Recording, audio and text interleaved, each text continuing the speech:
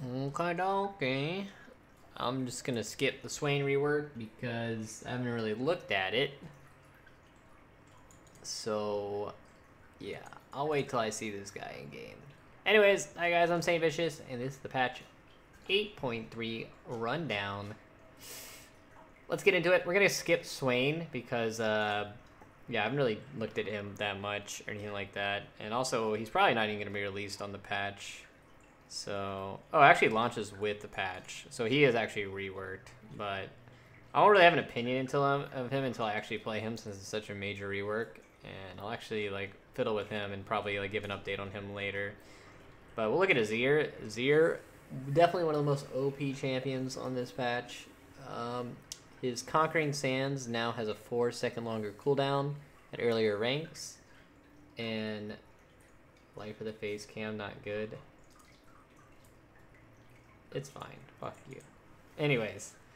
Yeah, so basically what this means, this is especially, people think the way they describe it is basically a change to laning, where it's like there's more of a window where like you can't get Q poked in lane. But to me, as a jungler, this is actually a very big change because, well, usually what happens is, as a jungler, you will wait, like I'll wait for Azir to Q, and then once he Qs, like it's very difficult for him to reposition himself and use his like E to get away. So now, like, if you, in the early ranks, if you use your Q, like in the first 3 levels, 4 levels, whatever, use your Q, you're going to have like a huge window as a jungler where you can go on the Azir where he can't use his QE to get his escape. So if you ever seen Azir trading in lane now and he uses his Q in lane, it gives you, you know, a 15-second window to where you can just go on the Azir and kill him. So that's why it's actually like, this is a really big nerf, more so to like the jungle pressure on Azir rather than even the laning. So I think this is actually a pretty substantial nerf. It makes Azir like far more vulnerable in the early game to being ganked, and that's like one of his one of my biggest gripes with Azir right now. He's very hard to gank as a jungler, and he scales incredibly well. So he's like very safe and very good scaling. And now Azir soldiers now draw minion aggro to Azir, so that's actually really good too. Just because like the way he trades in lane will be far different as well. With Jarvan now, they have 4 lower base armor, so I guess that'll make him a little bit weaker on his early gank and his clear, but I don't know, dude, I still think Jarvan will be fine. He still can do the level 2 gank. He still can like do a 3-camp gank. Like, he's one of like the fastest junglers for that. His like, just his EQ is just so powerful in the early game, especially with Electrocute. You can miss your EQ and then like still just like blow people up with Electrocute damage. So I think the Jarvan will still like be pretty decent. This change won't really hurt him that much. It'll probably like lower his win rate by like 0.5% or some shit like that. Jhin, they increased his curtain call damage by a whopping 10 damage at rank 2 and 20 damage at rank 3. Wowzer. Jhin is so OP with that 20 smackaroony damage. That's like nothing. I don't know. It's like better than nothing. It's better than something, I guess, but I don't know. To me, like when Jhin got his nerf is when they destroyed lethality build on him, and then also like he doesn't have Deathfire Touch anymore, and like all these, there's like just a bunch of cumulative like small nerfs to him. And like Jin's supposed to be a very strong lane bully, and he can't really do that anymore since like the lethality build sucks so bad.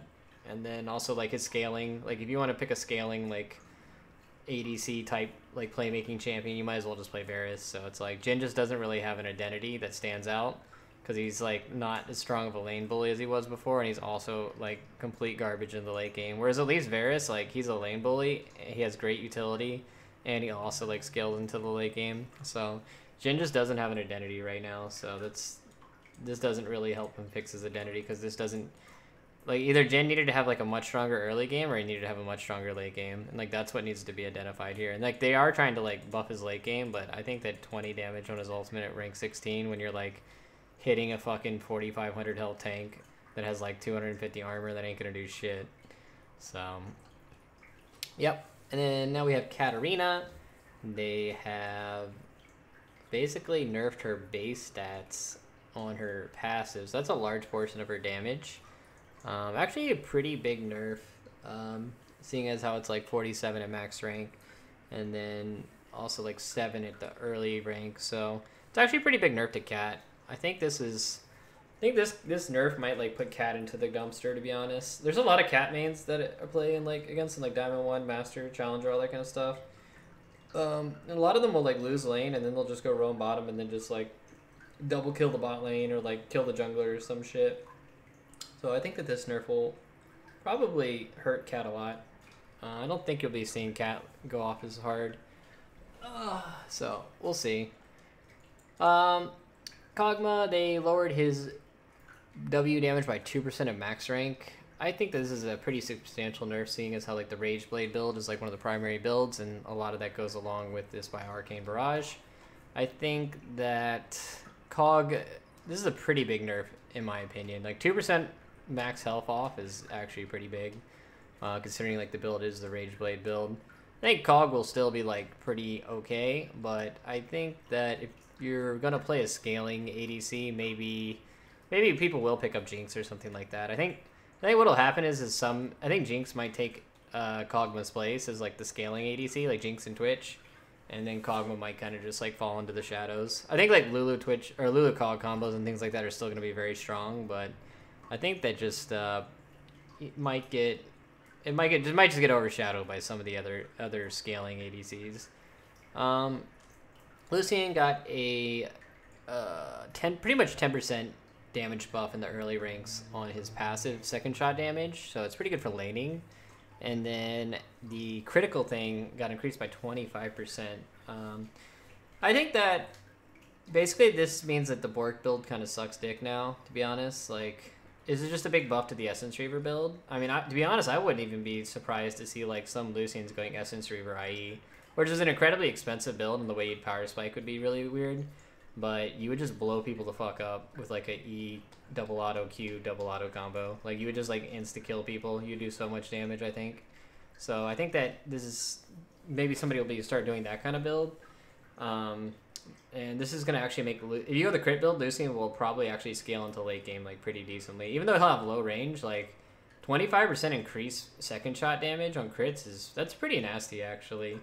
I don't think he'll be like meta, and he'll still be overshadowed by a lot of different ADCs, but I think that like that Essence Reaver build will be seeing a lot more. And like right now, like Lucian's a joke pick in solo queue, because even if you win lane, you just get outscaled by a Kog'Maw or something. So I think this is going to give Lucian a little bit better late game and slightly stronger like early game bullying. I don't think that Lucian will be like OP, but I think that he'll be a pick that you can sometimes pick. I think that he'll be like okay. Hopefully that doesn't make Lucian mid come out either. I hate Lucian mid. Hopefully people don't play that, and then maybe even people play Lucian top. Who knows? Let's see here. Alpha Strike on Master Yi. A Waparino, 20 mana. Wow, 20 less mana on Q. That's Yi's problem, is his mana. Not really. And then Wuju style now has slightly higher damage in early ranks and 10% bonus attack damage gained.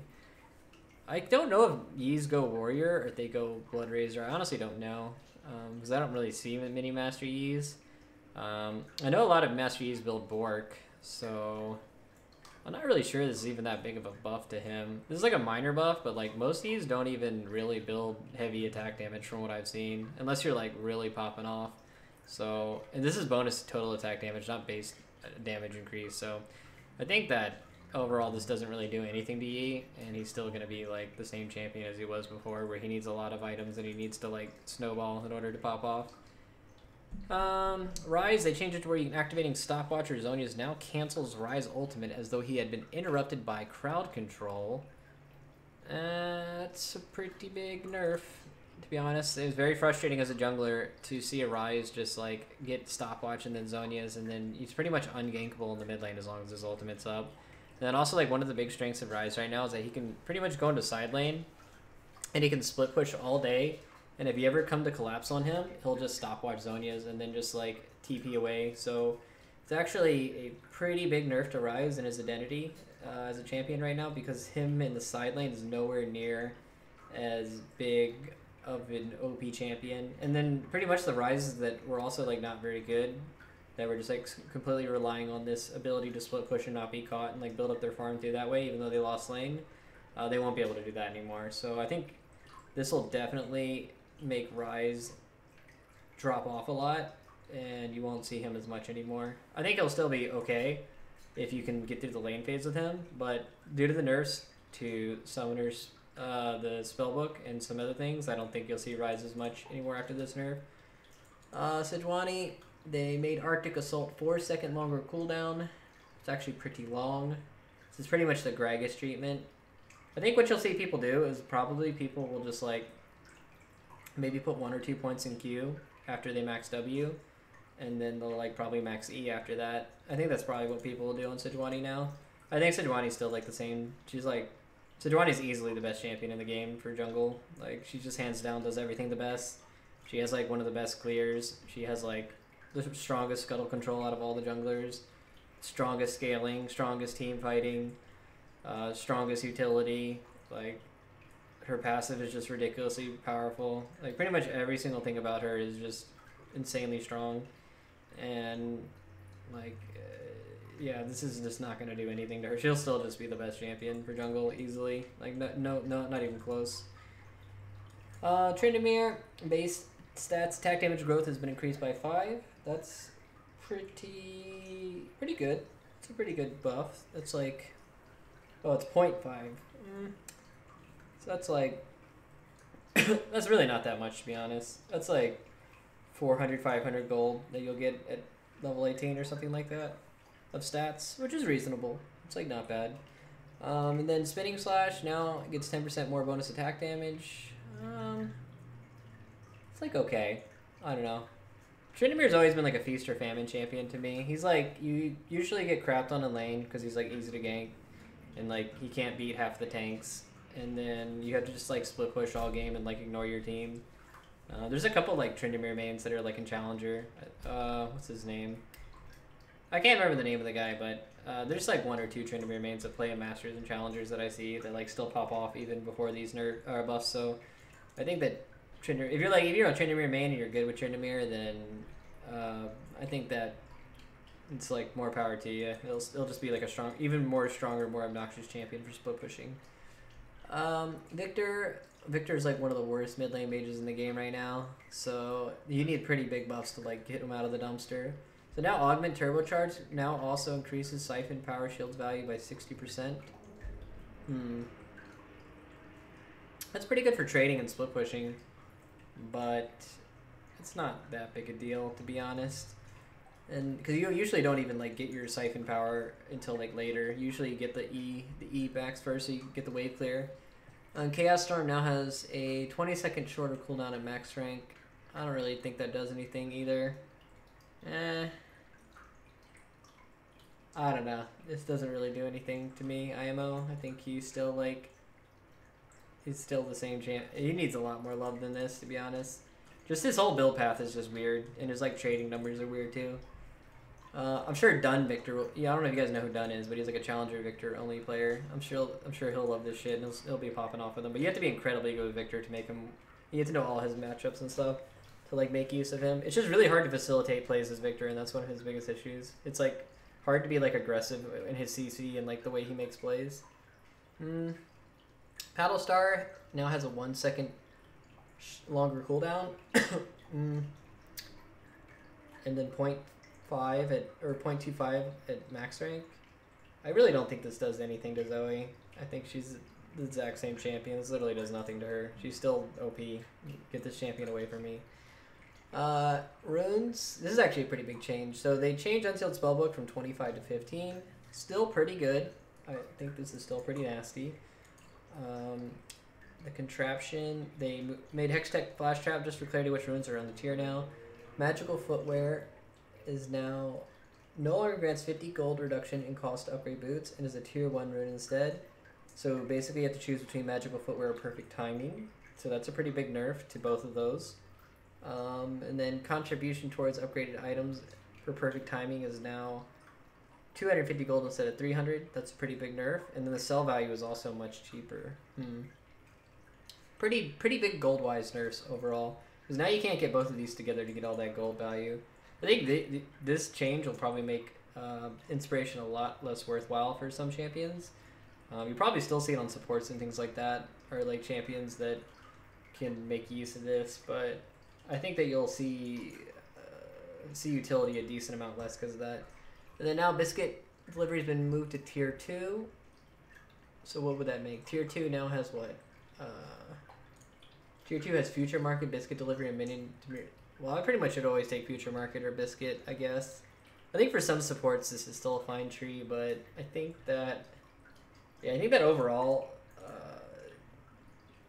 Inspiration got decently nerfed, but I'm pretty sure that like a lot of people will still be using it. Just the fact that like you can lose lane. Like let's say you're playing mid and you have Ignite, so you're playing Ignite to be aggressive in lane, or you have healer barrier or something, and you get ganked and you die. And the fact that you could change your summoner to TP and then TP back to lane, or have TP in the late game, like that is just like massive for the game IMO, and that like overshadows pretty much like almost every single mastery that you can get, like sorcery and all that other stuff. So just the fact that you can do that still is always going to make inspiration like such a strong pick in competitive for Keystone to take. So I think that inspiration's still going to be pretty good and used, but maybe some people will overlook. I think you won't see as many. You definitely won't see junglers going stopwatch anymore, in my opinion, or you won't see that as much. Like, I already know that, like, some Sejuani players, like I saw Mike Young and Svenskeren and stuff, they're going Domination for the second part of their tree, and they're going Precision Primary on Sejuani. So some people are already, like, starting to move away from the Inspiration tree, and I think that a lot of champions you'll see moving away from it and going into, like, some of the stronger secondaries.